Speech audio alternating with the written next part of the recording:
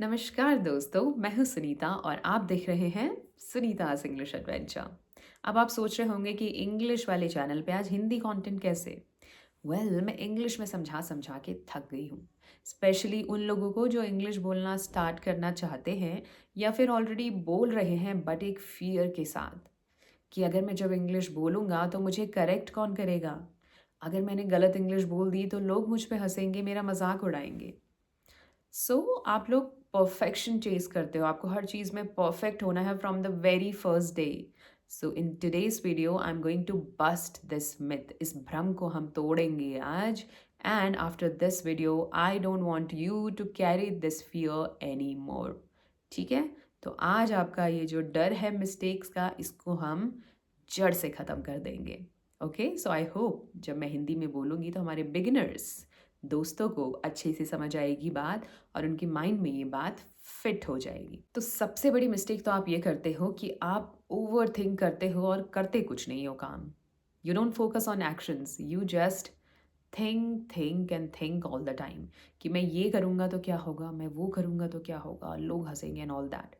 But आप speaking practice आप बिल्कुल नहीं करते हो, आप कंसिस्टेंट नहीं हो, तो कैसे आप फ्लुएंसी एक्सपेक्ट कर सकते हो? Impossible, I tell you. You have to stay consistent throughout. And I want to tell you कि कभी भी अपने आप को, अपनी जर्नी को किसी और की जर्नी से कंपेयर नहीं करना है। हर किसी के डिफरेंट लाइफ होती है, डिफरेंट लाइफ स्ट्रगल्स होते हैं, डिफरेंट लैंग्वेज स्ट्रगल्स होते हैं, डिफरेंट अप्रोचेस होते हैं to learn any language, different resources होते हैं, डिफरेंट एनवायरनमेंट होता है। तो कैसे आप अपनी जर्नी को दूसरे की जर्नी से कंपेयर कर सकते हैं? You cannot compare oranges apples, right? तो ये चीज़ तो आप बिल्कुल अवॉइड करो, ठीक है?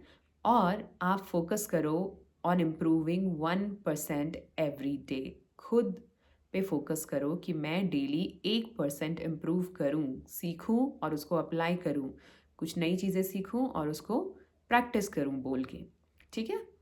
ये चीज़ clear? Don't compare yourself to others, don't overthink, focus on actions. Alright? 2 चीज़ें क्लियर हो गई हैं। एक चीज़ मैं बिल्कुल क्लियर कर देना चाहती हूँ, that fluency comes before accuracy. हम लोग एक्यूरेसी पे ध्यान देते हैं from the very first day because we don't want to sound silly और weird in front of others. But accuracy तब आती है जब आपका फ्लो आ जाए, जब आपकी फ्लुएंसी आ जाए, तब हमें एक्यूरेसी पे ध्यान देना पड़ता है। ओके? तो अगर आप बिगिनर हो या फिर प्री इंटरमीडिएट लर्नर हो, अभी आपको एक्यूरेसी पे ध्यान देने की ज़रूरत नहीं है, करेक्टनेस पे ध्यान देने की ज़रूरत बिल्कुल नहीं है। Now you have to focus on your fluency, flow of thoughts पे, फ्लो ऑफ स्पीकिंग वर्ड्स पे आपको ध्यान देना है, ठीक है? आपके मुंह से लगातार शब्द निकलने चाहिए, आप स्टक फील ना करो when you express your thoughts. B it wrong, be the grammar wrong, ठीक है? भले ही आपके कॉन्सेप्ट्स क्लियर नहीं हो, भले ही आप ब्रोकन इंग्लिश बोलते हो, बट एटलीस्ट आप फ्लो में बोल पा रहे हो, ओके? उसको हम फ्लुएंसी समझते हैं कि आप फ्लुएंट हो, ओके? जब आप एक बार इंटरमीडिएट लेवल पे पहुंच जाओ, जब आप फ्लो में बात करने लग जाओ, भले ही गलत इंग्लिश बोल रहे हैं, वो सही टाइम है कि आप एक्यूरेसी पे ध्यान दो, okay? Accuracy is about polishing, और पॉलिश तो आप तब करोगे किसी चीज़ को जब कोई चीज़ बनी हो। तो पहले आपको फ्लुएंसी बनानी है एंड देन उसको पॉलिश करना है विद एक्यूरेसी। फिर आप idioms, phrasal verbs, advance vocabulary words, बहुत सारी चीज़ें ऐड करके आप अपनी फ्लुएंसी को पॉलिश कर सकते हो। एक्सेंट, एक्सेंट पे भी बहुत ज़्यादा लोग फोकस करते हैं from the very first day. बिल्कुल गलत। जब आपका फ्लो बन जाए, जब आपकी फ्लुएंसी अचीव हो जाए, उसके बाद इन सब चीज़ों पे फोकस करो जिसमें भी आप इंटरेस्टेड हो। तो अब आपके दिमाग में एक थॉट आ रहा होगा कि ठीक है मैम, हम रॉन्ग इंग्लिश बोल लेंगे, हम ब्रोकन इंग्लिश बोल लेंगे, लेकिन जब हमें पता है कि हमारी इंग्लिश सही नहीं है तो हम कॉन्फिडेंट कैसे साउंड करेंगे? बिल्कुल सही क्वेश्चन आया, ठीक है? तो ये जो नर्वसनेस होती है, ये जो हेजिटेशन होती है, ये जो सारे इमोशंस होते हैं ना, negative emotions, whenever we try to do something new, ये सब इमोशंस हमारे पास आते हैं। Face these emotions, never run away from them. कभी भी ऐसा नहीं कि कोई फ्लुएंट स्पीकर है आपके सामने एंड आपको हो रहा है कि यार मुझे तो इंग्लिश आती नहीं है, मैं कैसे इसको फेस करूं? Never, avoid this kind of situation जहाँ पे आपको बोलने का मौका मिल रहा है, आपको अपॉर्चुनिटी मिल रही है कि आप अपनी इंग्लिश प्रैक्टिस कर पाओ और अपने फ़ियर से बाहर निकल पाओ। ऐसी अपॉर्चुनिटी को कभी छोड़ना ही नहीं है। आप उनके पास जाओ एंड फेस योर फ़ियर। आपको नर्वसनेस होती है, कोई बात नहीं, नर्वसनेस फ़ील करो। एंड जब तक आप ये इमोशंस, ये नर्वसनेस, हेजिटेशन फ़ील नहीं करोगे ना कैसा फ़ील होता है, और जब हम कुछ कर देते हैं तो कितना अच्छा फ़ील होता है, कितना कॉन्फिडेंट फ़ील होता है, तब तक आप इस इमोशन, इस फ़ियर से बाहर नहीं निकल पाओगे जब तक आप इसको फेस नहीं करोगे। So every time you are feeling hesitant, every time you are feeling nervous, just jump into the situation. आप अपने आप को उस सिचुएशन में डालो और अपने फ़ियर को फेस करो। अब हम एग्जांपल लेते हैं जैसे स्विमिंग पूल का। अगर कोई नया नया है और स्विमिंग सीख रहा है तो उसको हमेशा फ़ियर रहेगा, मुझे पानी से डर लगता है, क्या होगा अगर मैं डूब गया, देन ऑल दैट।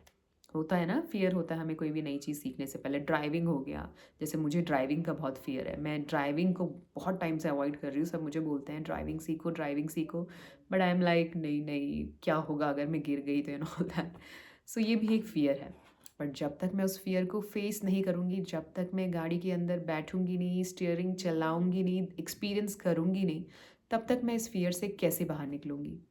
जब तक जो नया स्विमर है, जो स्विमिंग सीख रहा है, पानी में कूदेगा नहीं, तब तक वो स्विमिंग कैसे सीखेगा, right?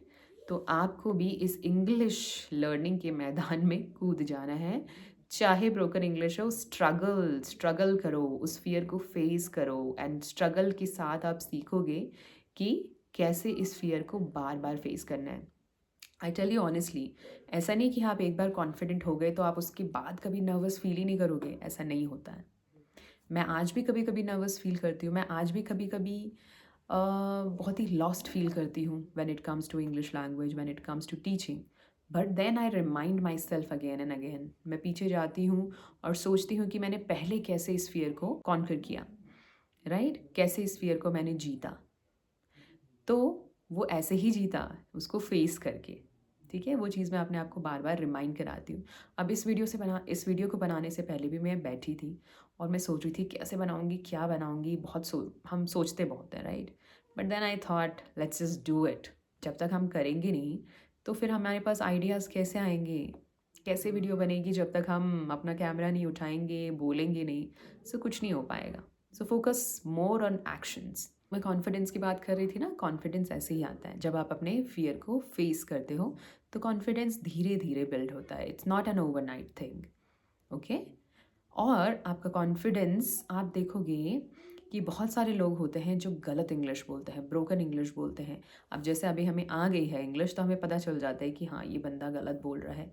But if you look at there confidence, that's next level. उनका कॉन्फिडेंस नेक्स्ट लेवल होता है कि कोई बता नहीं पाएगा कि ये गलत इंग्लिश बोल रहा है, या फिर गलत इंग्लिश की तरफ ध्यान ही नहीं जाता। आप उनके कॉन्फिडेंस को देख के इतने इम्प्रेस्ड हो जाते हो, उनकी पर्सनालिटी को देख के इतने इम्प्रेस्ड हो जाते हो कि आपका ध्यान ही नहीं जाता है उनकी मिस्टेक्स की तरफ। सो वो होता है कॉन्फिडेंस का power. So you have to build that confidence first कि मैं ब्रोकन इंग्लिश बोलूँगा, मैं गलत इंग्लिश बोलूँगा, पर मैं बोलूँगा, I don't care what people think about it. ठीक है? तो बोलो। अगर ये नहीं होगा, ये स्टेप आप क्रॉस नहीं करोगे, तो आप फ्लुएंसी तक रीच नहीं कर पाओगे। ठीक है? तो कॉन्फिडेंस अपने में लाओ। ऑलराइट?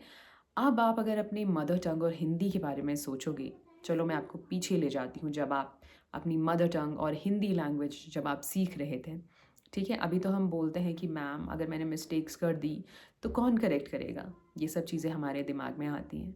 बट जब हम हिंदी सीख रहे थे, अपनी मदर टंग सीख रहे थे, तो चलो घर पे तो हमारे पेरेंट्स रहते थे जो हमें करेक्ट करते थे, बट वो भी हमेशा करेक्ट नहीं करते थे, हर वक्त करेक्ट नहीं करते थे, राइट? पर जब हम बाहर जाते थे, स्कूल जाते थे, खेलने जाते थे, तो क्या हमारे पास कोई हमेशा डंडा लेके रहता था कि no you are speaking wrong, ऐसे बोलो, वैसे नहीं बोला, एंड ऑल दैट? कभी ऐसा हुआ है? नहीं हुआ है ना? ऐसे ही हमें इंग्लिश लैंग्वेज भी सीखनी है। जैसे हमने हिंदी और मदर टंग सीखी, हमने क्या किया? हम बाहर गए, हमने खुद को एक्सपोज़र दिया, ठीक है? अलग-अलग लोगों से, अलग-अलग एक्सपीरियंस से हमने खुद को एक्सपोज़ किया और हमने एक्सपीरियंस के साथ सीखा। हमने लोगों को ऑब्ज़र्व किया अपने आस-पास, जो लोग हिंदी में बात कर रहे थे, हमने उनको ऑब्ज़र्व किया कि वो कौन से सिचुएशन में कौन से सेंटेंसेस यूज़ कर रहे हैं। ऐसा कौन सा सेंटेंस है जो हम अलग तरीके से बोल रहे हैं एंड वो अलग तरीके से बोल रहे हैं, ऐसा क्यों?